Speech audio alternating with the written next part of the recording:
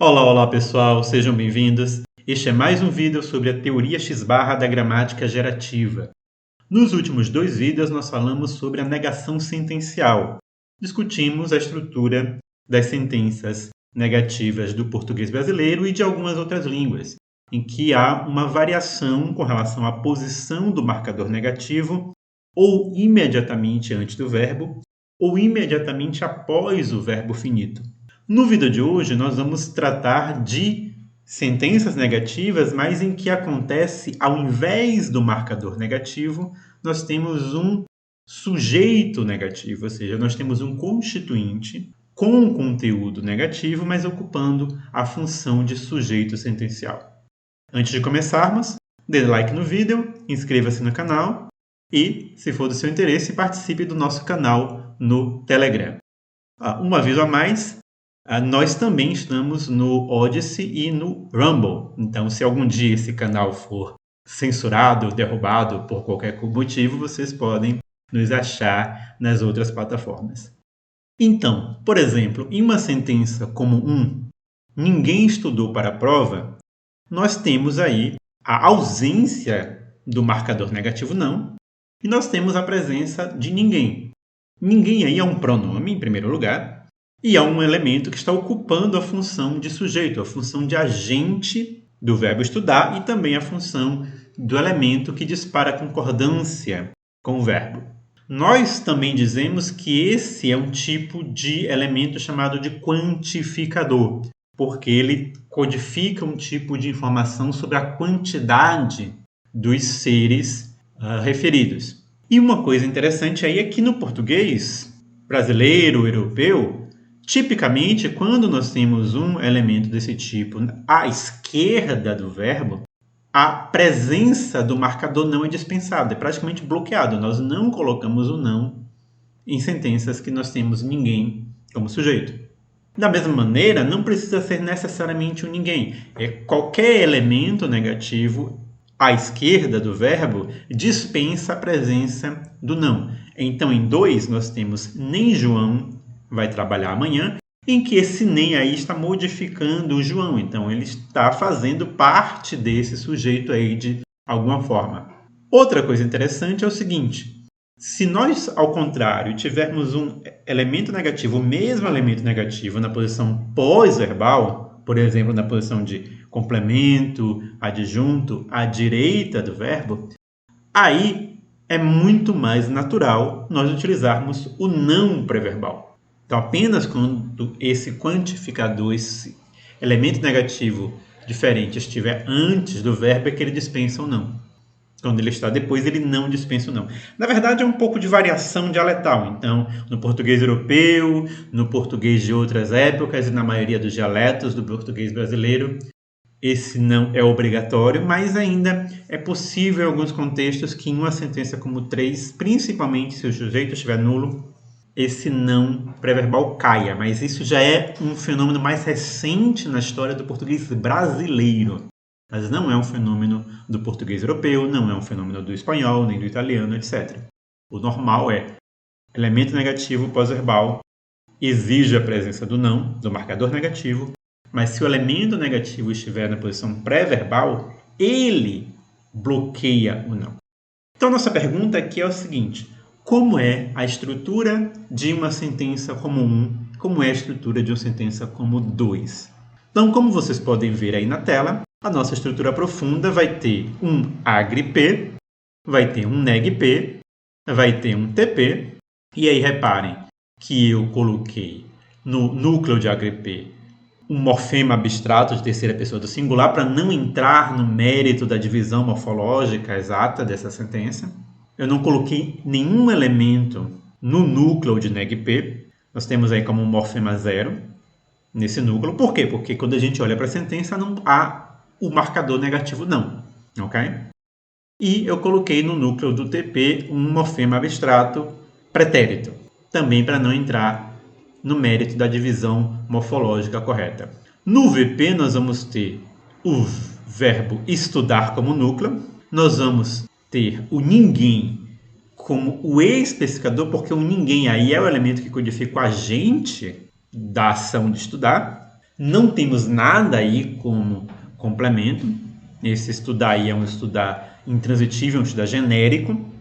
E nós temos aí um PP como o adjunto. Reparem que esse PP está na posição de adjunto, não de complemento. Se nós tivéssemos um complemento, aí seria ninguém estudou linguística, ninguém estudou matemática para a prova. E o elemento importante aí, a informação importante é que o ninguém é o especificador do verbo, o argumento externo. Como seria a nossa estrutura superficial? Então, como vocês podem ver aí na tela, nós vamos ter a mesma estrutura com agrip, negp, tp e vp. E nós vamos ter alguns movimentos, algumas operações de movimento. Então, nós sabemos que esse quantificador ninguém, exercendo a função de especificador do VP, vai sair desse local e vai se mover para a próxima posição de especificador, que é a posição de especificador de TP, e esse elemento tem que chegar lá na posição de especificador do agrip. Por que ele se moveu? Para chegar na posição de especificador de agrip e se tornar o sujeito da sentença, disparando a concordância, etc. e tal. Só que aí ele pousa primeiro no especificador de TP e a ideia é a seguinte: por que o não é dispensado nessa sentença? Ele é dispensado justamente porque esse elemento ninguém vai passar pelo negp. Já que ele tem um traço negativo, ele vai passar por esse especificador de negp, não pelo núcleo, ele vai passar pela posição de especificador. E estando na posição de especificador do negp, ele já codifica o traço negativo da sentença. Ele já marca a sentença inteira como negativa. E isso, de alguma forma, faz com que em português e em várias línguas do tipo do português, a realização do marcador pré-verbal não seja dispensada, ou seja, bloqueada. Notem que nós não estamos entrando em muitos detalhes sobre como é essa operação. Estamos apenas dizendo que a passagem desse quantificador negativo pelo negp é relacionada a essa dispensa ou esse bloqueio do não nessa posição. Embora isso seja uma coisa que varie de língua para língua. As línguas como português, espanhol, italiano, em que é isso que acontece, e há línguas como o russo, por exemplo, em que não, em que é obrigatório a co-ocorrência dos dois elementos. No caso do português, depois esse ninguém vai ser movido dessa posição de especificador do negp para a posição de especificador do agrip, onde ele é o sujeito da sentença, dispara a concordância. O outro movimento que acontece aí é o movimento do verbo.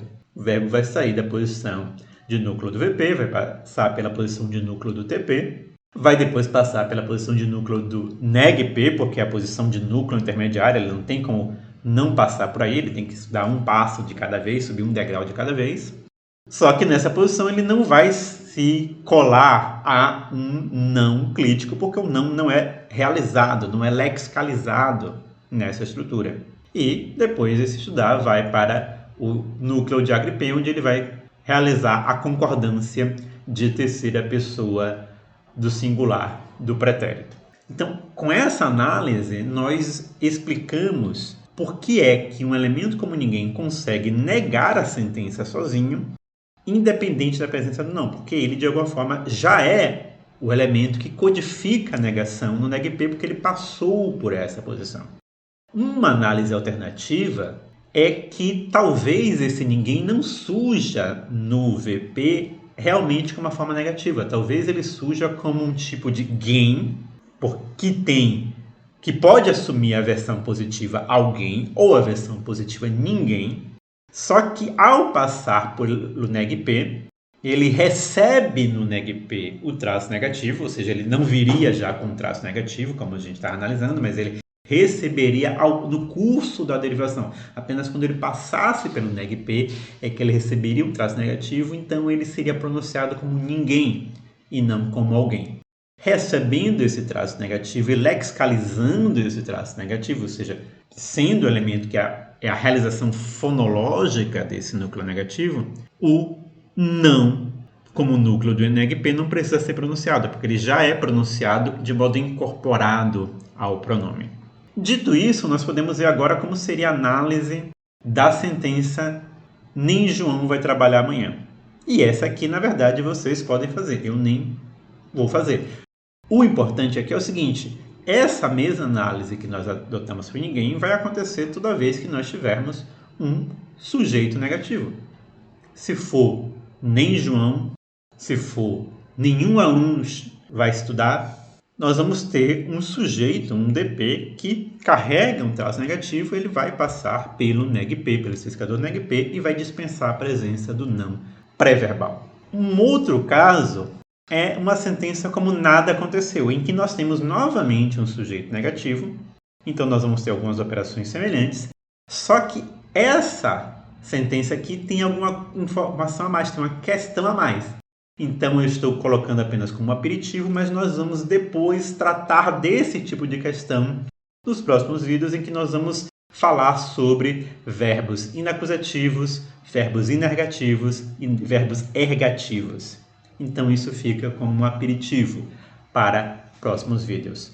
E nesse vídeo nós ficamos por aqui. Até a próxima e Deus abençoe vocês.